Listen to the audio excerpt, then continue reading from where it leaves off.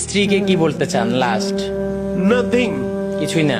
না, যার সাথে 38 বছর সংসার করেছেন তাকে কিছুই বলার নাই? Nothing to say. লাস্ট 1.5 ইয়ার সে আমাকে ভাত দেয় নাই। ও, আমি পারচেস করে কিনতাম, কিনে সেই ভাতটা আমি 2 বেলা খেতাম। আর লক্ষ লক্ষ টাকা দিয়েছি যাতে তার কোনো অসুবিধা না হয়। বের হয়ে যা, বের হয়ে যা, এটা আমার ভাষা।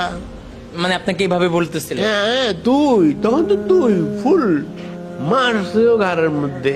আপনার কাছে আসলে জীবন মানে কি? জীবন মানেই টাকা। বাপ মার কথাতেই অন্ধভাবে বিয়ে করতে নেই।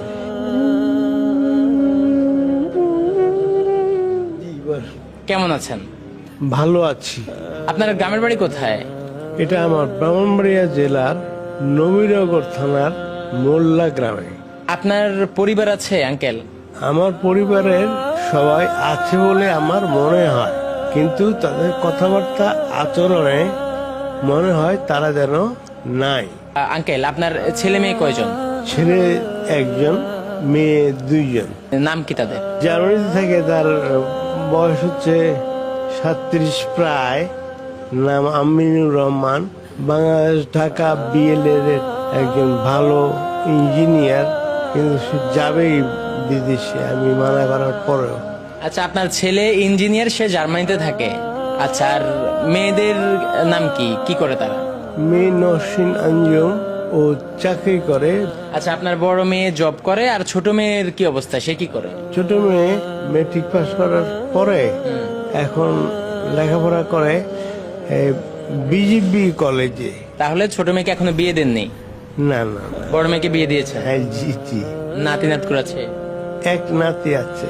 আচ্ছা কাকা, আপনার পরিবার আছে, আপনার ছেলে মেয়ে সবাই ঠিকঠাক মতো বসবাস করতেছে, কেউ দেশের বাইরে ভালো অবস্থানে আছে, কেউ দেশে জব করতেছে, শিক্ষিত পরিবার। তাহলে আজকে আপনি বৃদ্ধাশ্রমে কেন? মানে এই পরিণতিটা কেন, যদি এটা একটু বলতেন। এই পরিণতিটা আমি নিজেও বলতে পারবো না। মনে হয় আমার ওয়াইফ এর কারণ বিদেশি।